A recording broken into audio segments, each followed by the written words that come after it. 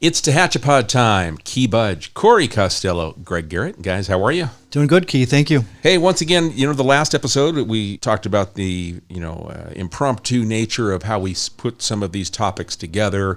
I grabbed you, Greg, and Ashley out of the hallway, and we had a conversation in the last episode about the city council recap.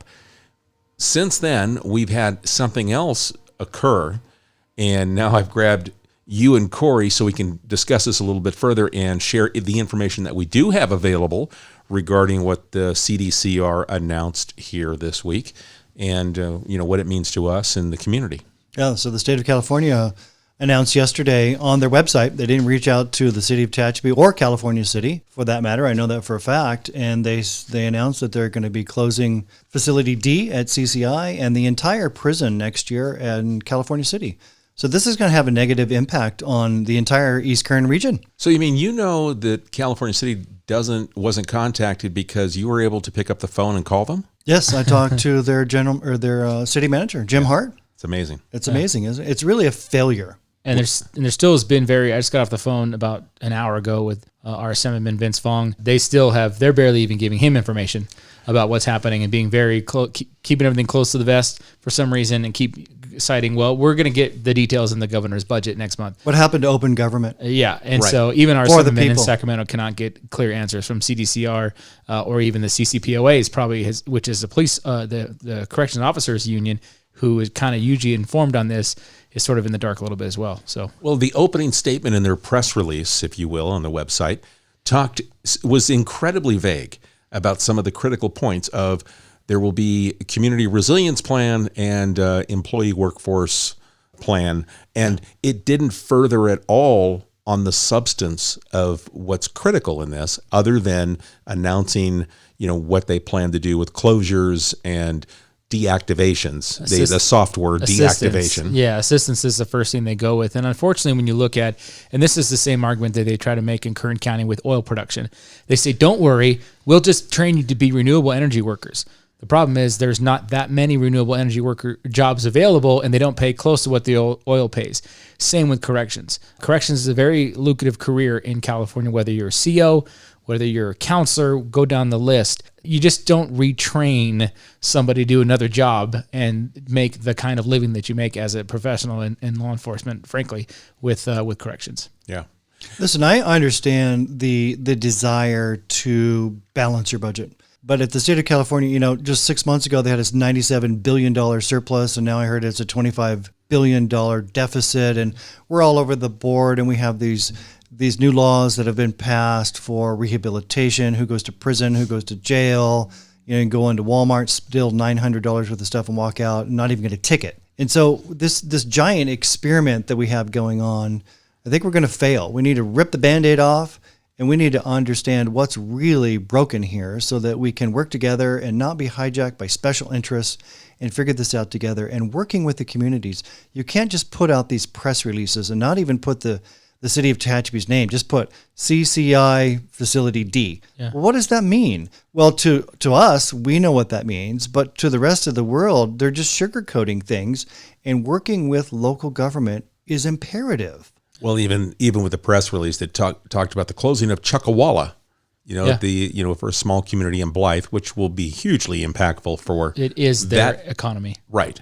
And then we've got the non-renewable lease of California City's prison, and that'll be a full closure. And then we we'll be closing Yard D. Well, that's an entire facility that houses between 800 and 900 inmates, at a time. So that's a lot of inmates. I mean, I worked in the LA County jail system when I was with the sheriff's department, and that's a lot of inmates. And that's the yard too. I mean, it's kind of, if you want to refer to it in security level, it's kind of your medium security.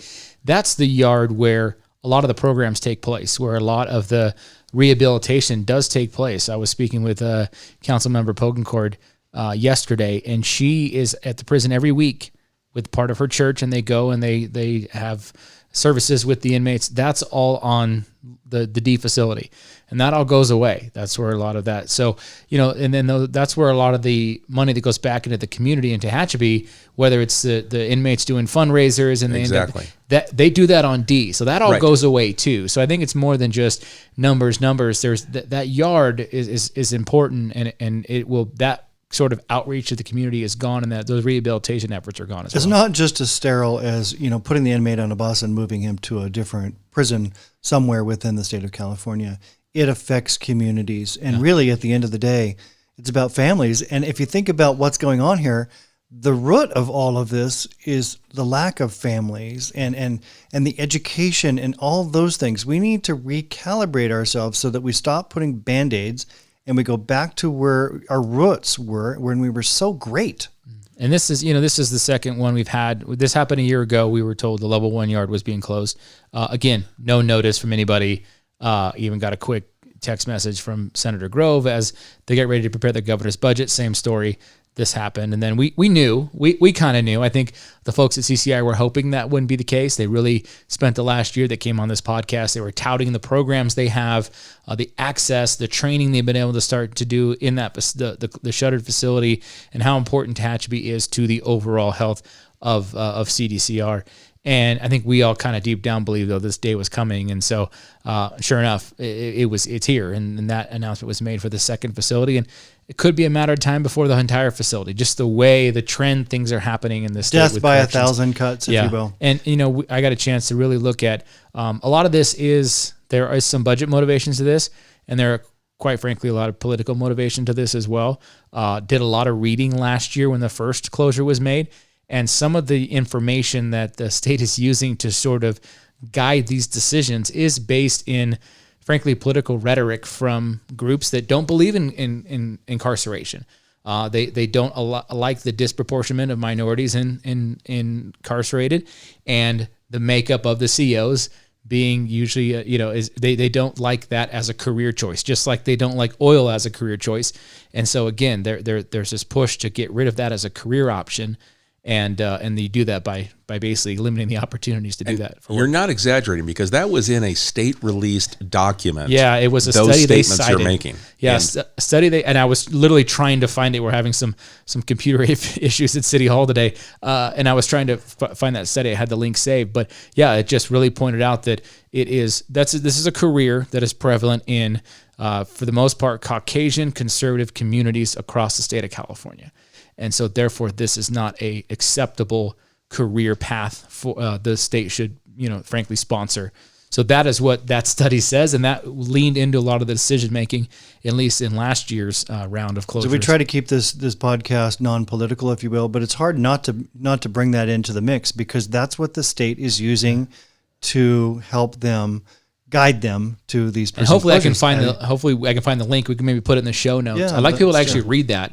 If you read it, it's very enlightening. Yes, it's very enlightening. So I'll special interests, and that's the problem. We have so many special interests that have hijacked government in Sacramento and DC, and it's where's the citizen? Mm-hmm. Where's the representation for the Joe citizen? CCI is an integral part of the positive economic situation in the greater Tehachapi area, East Kern County. Prisoners, when they have medical issues, they go to the hospital. Yeah. What's going on there, right? You have to pay the bills and all these different things. And they have fundraisers with the Salvation Army here in town. It's not just move a prisoner out of town and close Facility D. The ripple effect is giant. Yeah, and to go along with, because I covered a story out there at the prison before I started working here, and it was about the inmates have certain incentives and programs they can participate in. And one is they get like a food day that they get to purchase foods. They were able to buy like Red House barbecue for themselves. The money they saved up, and then they work out with a local business so they can purchase these things with the inmates' money that they've earned while working, or things that have been put on their books, that they're able to purchase from local businesses. And they make sure, the prison made sure that they purchase from mom and pop shops, not from the big guy that won't even miss it, but our mom and pop stores. So whenever they could, when these programs, incentive things to bring on good behavior and to stay in these certain programs, then the money went right back into our community at the most local foundational level you can. Yeah. And that's where some of that spending, you talk about the inmates, but also, we've some of the impact of this closure will on the city's budget, to get into the weeds a bit, our vehicle license fees, and that's appropriated by population, and the inmate population does count towards the city. There'll be some 6-figure losses there. But if you think about it, that prison usually brings in Tehachapi, the greater Tehachapi area brings in about 20% of the workforce. So 60% commutes out, and we bring in 20%. And the prison is a majority of that workforce. Right. There's some retail jobs that come in from the outside. When those people come into Tehachapi to drive all the way out to CCI, they stop at the gas stations to pick up. They stop. Really, you can tell a lot of the times when there's a CO going to work because he stops and gets gas, and he usually gets energy drinks on his way and lunch because they have to, they can't leave the facility once they're inside. And so that spending, when you're not bringing in as many employees anymore, will certainly decrease. And so that's where you lose some of that. Is that indirect spending that's going kind of around them commuting into the facility. And I know they've been working towards this through attrition, people retiring, and then them not backfilling these positions, so they can transfer internally to put those people in these open positions. But the bottom line is they haven't filled those other positions in this anticipation of what they're about to do and doing. Yeah, that's right. And so through this has been a process of pulling themselves back. We're not filling your positions that you've had open for 2 years. Fill it with overtime, and then we already have the grand picture. Here it is. Yeah. We're closing Facility D, so we can take all that staff, and then now you'll plug into those open jobs. I get it. I understand, that salary savings and, how they're able to now backfill with. You brought up overtime, which is an important piece too. If you're going to have fewer positions, and so you're going to have more people, there's going to be less overtime opportunities. As a corrections officer, overtime's a big part of a lot of people's salary. That's the extra spending that gets put back into the community. To be honest, that's the vacation money. That's the money that goes towards things outside of the basic necessities for a lot of these families. So that's going to be tough. I mean, those opportunities will be limited a little bit as well, and we'll see that impact. Yeah, and I think I've yet to be seen really the full impact. I'm told that there's some employment opportunities down the Antelope Valley in the Lancaster Prison facility, and so some families may be uprooted and move, and then revenue sources for the school district. It's about kids and seats. And so I think, when we talk about the hospital, we talk about the school district, we talk about the moms and pops, thank God that East Kern has been diversifying its portfolio over the last couple decades, with aviation, with aerospace aviation, with mining, with all the different renewables that we have a really great portfolio. So we're going to continue to work together to, thrive, if you will. That's the message that I really want folks to understand. And I think they do. This is going to have an impact, but it will not have the impact that, say, the closure in Susanville had on that community, or the closure in Blythe is going to have on that community. Many years ago, if this would have happened 30 years ago, if it would be, 40 years ago, it's 1988, and this happens, instead of expanding the facility like they did in the late 80s, they closed it. That would be a different story. We may not be here today because that was, at that time, such a major part of this community, the corrections facility. But we have diversified. There are so many other opportunities. Historically, we've always been pretty diverse. I lived in Tehachapi when the exit off 58 said correctional institution. It didn't even say Tehachapi on it. That was such a big part of this community. The freeway exit said correctional institution. And so we're past that point. We've matured past that point. So this does not mean that we turn on the lights. This is just basically another kind of blip and another challenge. And we have diversified. There are still plenty of opportunities, and those other agencies and the other opportunities will continue to thrive, and we'll be fine. It's just going to have an impact. Yeah. When we talk about this, it's the bigger picture is, how things show up on the ballot. So I think where we're at is the naming of things, and the most recent passage of something that's cut down on the decriminalization of crime. It was it's like the Families and Safe Families Education and Schools Act or something. The title, that's criminal. Yeah. The way that they title these things, yes means no, no means yes, the title, this and that. And the voter they're hoodwinked a lot. I believe that they're hoodwinked. We do have the opportunity in the state of California. We are unique. And if I'm not mistaken, we are one of the few states who have the referendum process in place. So no matter what this, and we're seeing this already recently with the enactment of the law to increase the fast food law that just passed, right? $22 an hour. And a coalition of people got together and said, no way. And they've already started a referendum. They've already got the signatures. And that will go on the ballot because they're saying that's not going to work. So we have that ability in the state to override the legislature with the referendum process. Now, it takes time and it takes money a lot of the time to organize people. But we've seen it happen a lot lately. I think more and more there are people that are saying, no, we want to get this on the ballot. Now, the problem is that the ballot, to your point, making sure that the Attorney General labels it correctly, words it right, and that's where it does get confusing because they'll say, shall it be enacted, or this law was passed, shall the law be retracted, and it's the yes and no and yes thing gets confusing. But we are one of the few states with the referendum process to where citizens can bring those referendums to the ballot with organization and signatures. That's where the supermajority may want to change that. Right. Who knows? Right. I mean, honestly, at the end of the day, and really, folks, it's about local control. Right. Let's control our own destiny. Let's get together. Let's figure this out, and let's go and conquer, these challenges, if you will, because they are really, I don't want to say opportunities. Certainly, this is a big deal, but it's a challenge that we are willing to take on. Yeah. And in the last podcast, we talked about Measure S and the importance of that passing, and we weren't even aware of this at the time of that conversation. But I think this really kind of solidifies the reason why we talk about local control and things not getting stuck in Sacramento, us waiting for it to come back. The state of California handed that to us on a silver platter, meaning local control, Measure S. They continue to put their thumb on us in Tehachapi and other communities, and we needed the ability to maneuver ourselves with local control and fund things that matter most to this city and this community.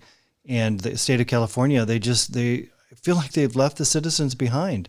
The special interests have hijacked our government, and we need to be better at listening to people and working together to resolve these issues. It's amazing. Within just a few days, and we're expecting the election results to be certified here shortly by the end of the week. All of our messaging during Measure S, our education, was the local control piece, and the sins of Sacramento, a lot of those were showcased, and literally a few days within being certified, they prove our point. I mean, it's almost like it was staged. It's like they proved our point for us. They took away our redevelopment agency.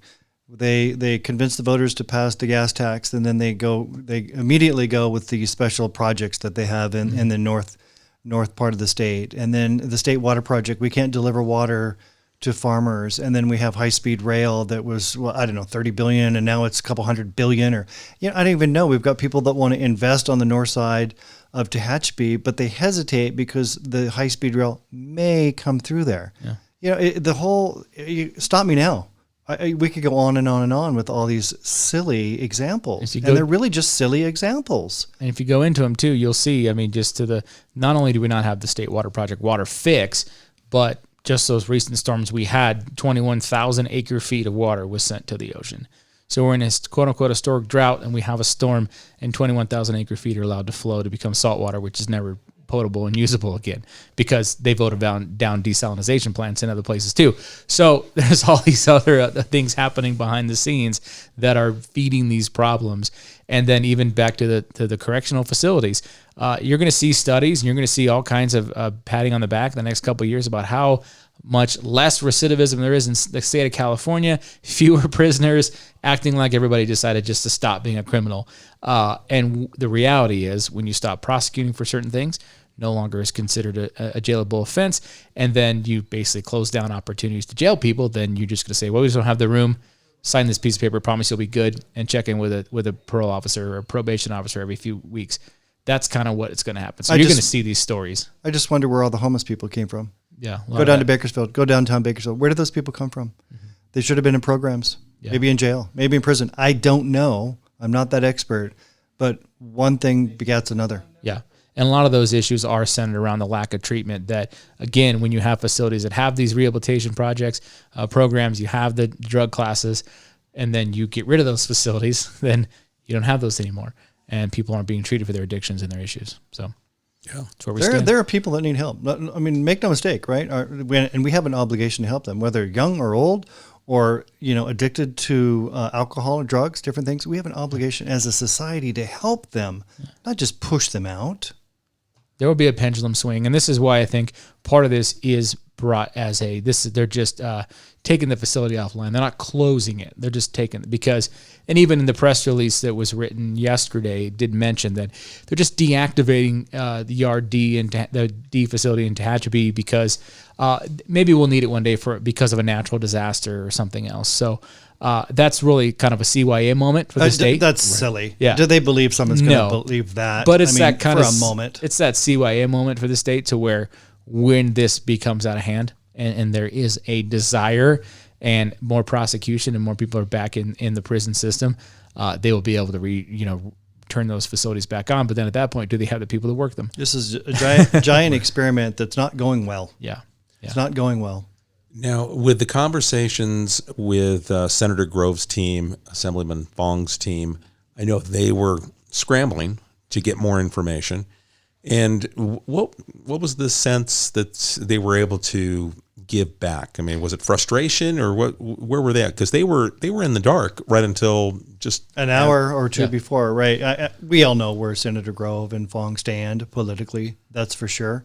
But when Senator Grove called me, super frustrated, that she was notified an hour or two before, not consulted. It's just, that whole process. Your government can't work in the dark or behind closed doors. You have to reach out and work with people. And, the prison in Blythe, Chuckawalla, is in her district. And so is California City. And so is Tehachapi. And she was notified an hour before. And that's thousands of people that are going to be affected. And that's just not fair. How do you represent the people if you're not involved with some of the, at least discussions about what's going to happen? So she's very frustrated. She understands the economic impact, the human impact. And so we're working. I've talked to her several times yesterday and Vince Fong also. And I know, Corey, you have too. Mm-hmm. We're doing some research. We reached out to Susanville, others. We're trying to educate ourselves quickly as to, short-term and long-term. What are some of the opportunities that we could present to our public here? And what's the reason we reached out to Susanville? They had CCC, their facility. One of their main facilities was also a fire facility, closed last year around this time, or maybe a little longer. They actually filed a lawsuit against the state, claiming that they did not actually study the environmental impact of anytime you build anything in the state of California, for the most part, you got to do a big environmental impact. Unless you want to build a sports arena. Unless you want to build either a stadium or close a prison. And then the governor will sign it off, right? So they did sue. They did sue, and they were unsuccessful. Basically, the state threw out the case and said, this is a CEQA exempt, but here's $1.1 million and we'll try to fix something for your community. So, the question to them was really going to, as we hopefully chat with them soon about, what was the process and what is this used for? Now, this was a huge impact on our community. This is a lot larger, I think, than the scale that we're going to see in Tehachapi. But just comparing notes, I'm going to compare notes and see what did you do, how did you react, how did you try to make this at least some sort of mitigate some of the impact this had in your community. So what did the state do last year when they closed the other yard here in Tehachapi? Was there a resiliency plan put in place for the closure of a facility here?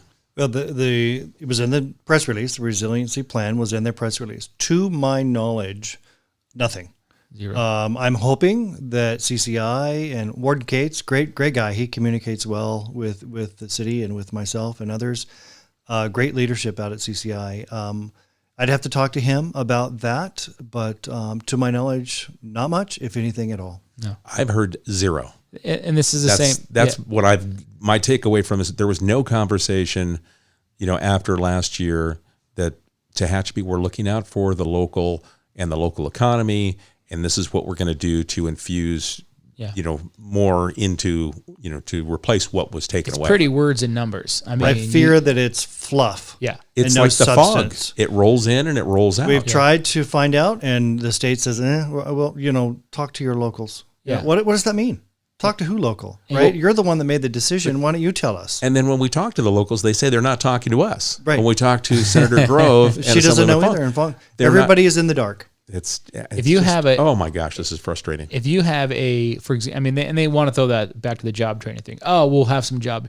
Well, if you're 15 years in your career, even 10 years or 5 years into your career in the corrections profession, part of the reason why you started that profession was to retire in that profession. You have no desire to go and get retrained because the state's decided that your line of work is no longer, a viable option in the state of California. It's not that simple. People just don't say, I'm just going to go and I'm going to work on solar panels. This is not how it works. But that's the problem when you put folks in charge of these programs that have very little real world experience. They've graduated from very prestigious Northern California universities with a desire to save the world. And that's where the first job they get is with the state, and they have all the answers. That's the tough part when they don't have any connection to real society. And sounds like SB 1383. It sounds like a lot all of the folks organics, right? Let's raise the rates for the consumer here in Tehachapi, the rubbish, by $10, $20, $30 a month because we want you to recycle your banana peels. Yeah, so we can put them on a truck with no plan behind it, just force it on your residents. We can save methane in the environment by putting more CO2 because we're going to ship it via semi-truck down to Bakersfield to be processed. Right. It's got to go all the way down to Bena. Yeah, I think the important part though too is, again, Tehachapi, going back, I read some stuff in the city archives about how the city was in the 1940s actually was kind of praised for their ability to get through the Great Depression because of the diversity of the economy. So if you go back, you look at that from how little impact we had, even the Depression in Tehachapi. The Great Depression got through it pretty well. The Great Recession and recessions we've had got through pretty well. Obviously impact, obviously issues, but got through it. COVID, issues, but we got through it. This is another one of those issues. We're going to get through it. There's going to be impact. There's going to be a little bit of pain, but it's no longer means that this thing is, and we're shutting the lights off and roll the carpets up. In a way, it brings us together. Yeah. We're stronger because we communicate even more with each other. Yeah, exactly. Yeah, and the timing of it, again, we're in the holidays. And to not have anything in place to make people feel comfortable, Greg, you did some TV interviews before the podcast, and one of those things that we talked about, or the reporter had asked you, was holiday time, the timing of this, and then you talked about, well, that family's unknown. Mm-hmm. I mean, what are they going to do? Here we are. Is there going to be a recession? Where are we at with this? I'm going to hold on to my money. I'm not going to buy extra things or put it back out into the local economy. That is that ripple effect that is about to occur. No time is a good time. Merry Christmas, by the way, to all these people. But I mean, honestly, the anxiety level must be huge. And when you stop spending money or you pull back a little bit, that's exactly what we don't need at this. We're one step into a recession. We keep hearing that. And when people stop spending, you're going to get into a recession. And I'm not talking about government dollars, on the payroll of government and stopping a recession with funny money. But I'm talking about, the real economy. And once one person stops spending, the next guy says, I might pause too. That's not what we need. That's not what we want. And that's not what we're going to tolerate in Tehachapi. We're going to continue to have a strong economy. And that's what economic impact is. Economic impact is not the total amount of money that, CCI brings to the city of Tehachapi, right? That's just one little piece of it. But economic impact is, okay, I'm a CO. I spend $1 at this gas station. There's some tax revenue there, yes, but the owner of said gas station then turns around and spends my $1 somewhere else. And so what happens is that local dollar makes the rounds in the community. It's probably the easiest way to explain economic impact. So if you hear, I think we use tourism as an example, we'll say, it's got $100 million economic impact. That doesn't mean that there's $100 million being spent just on tourism in Tehachapi. It means the $1 million being spent is 100-fold because that million gets passed around the community a bunch of times. So that's economic impact, and that's where the CCI piece fits in. It's that economic impact of a little less spending, a little less overtime, a little less this, a little less that, and that money does not get passed around the community as much. So fewer people benefit from that spending. Nice way to lay that out. That really kind of paints a picture Yeah. in a mind. And it just the frustration, the lack of communication, and the vagueness that they do. And they press a button, post it. There's no official to come out and stand in front of people and say, this is what we're doing.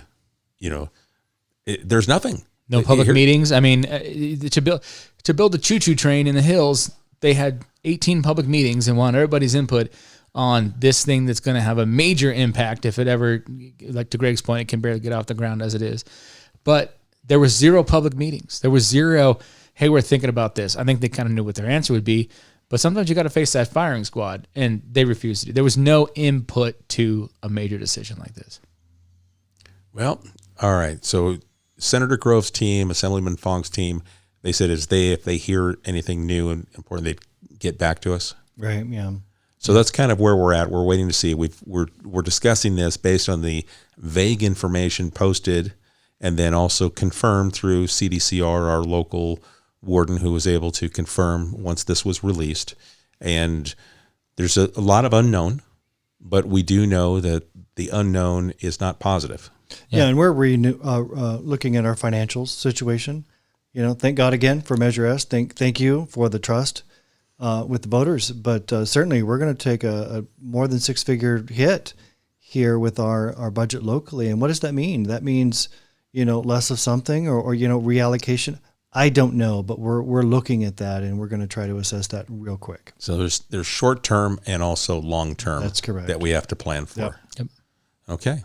All right, folks, hopefully this discussion enlightens you a little bit, gives you a little bit more information, gives you a different perspective from what you just see and that's posted on social media through commentary.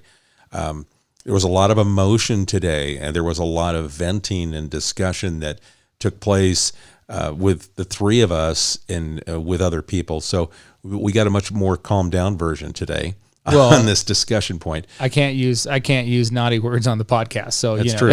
That's true. We do promise that it's a nice, clean show. It's a family show here. That's right. But I think it was an important discussion to have. And like we said, we try to stay out of the politics and weeds, but the politics have been thrown into this without our choosing. Yeah, and that was the point they made. Greg and I went to Energy Summit when a speaker said, "This is California where rhetoric becomes policy." And that's exactly what we saw that example today with the CCI announcement. Rhetoric becomes policy, and that's a problem. Well, Greg, thank you for being available for this. Like I said, we don't shy away from things. We try to make sure that we talk about them as they're happening, as they occur, give you the information we have. We haven't held back any information. This is everything that we have. We're sharing with you. So if it seems like, this is vague, no, we wish we knew more too. We're working off of vague. It was a foggy mist that rolled through and hit us. And we have been, Corey and myself and you, Greg, we've been investigative reporters trying to get some meat out of this with calling all the different agencies and people that we know to get what we have. It's disappointing because, one government agency begging another government agency for information. That's not right. Right. The taxpayers deserve better. I interned with a real investigative reporting team many years ago, but we'd have to go to people's houses and wait for them to walk outside or work and say, excuse me, one of those, and we call it the ambush. Right. The ambush interview. So I think maybe it's what we have to do is go stand outside the door in Sacramento. hey, that's the only way you get any answers around here. Well, and then they just, avoid you and go out the back door. Yeah, exactly. So, all right, guys. Well, thank you for taking the time. Appreciate it. Hopefully for those of you listening, this has provided you a little bit more information, insight on what our perspective is. And as we get more information, we'll share it. If we have an update to give you, we will do that as quickly as we get that information because we know that it does have an impact, a ripple effect, whether you work out at CCI or at Cal City facility or somebody. I mean, we all know somebody that probably works in the corrections field. And if not, then if you're one of the business owners, you're going to see that impact. So we've got our ear to the ground, and as we get the information, we're going to continue to share it. Yeah, that's right. All right, folks, if you do have a question, please feel free to send it to us at media@tehachapicityhall.com. If you want a copy of the press release that the state put out, we have it on our social media. There's a link directly to the CDCR website. It's under their news release, and it's entitled Chuckawalla prison closing. So talk about burying the lead, right. So, but that in there, you will be able to find the substance regarding California City and Tehachapi's CCI. And then we also have our press release statement that we released right away, and this furthers that statement. So if you have a question, send it to media@TehachapiCityHall.com, and we'll catch you again soon right here on Tehachapod. Tehachapod is a conversation about Tehachapi designed for the people who live here or who would like to know more about this mountaintop community. If you have a question you would like answered, email media@TehachapiCityHall.com. We will try to answer it on a future episode of Tehachapod.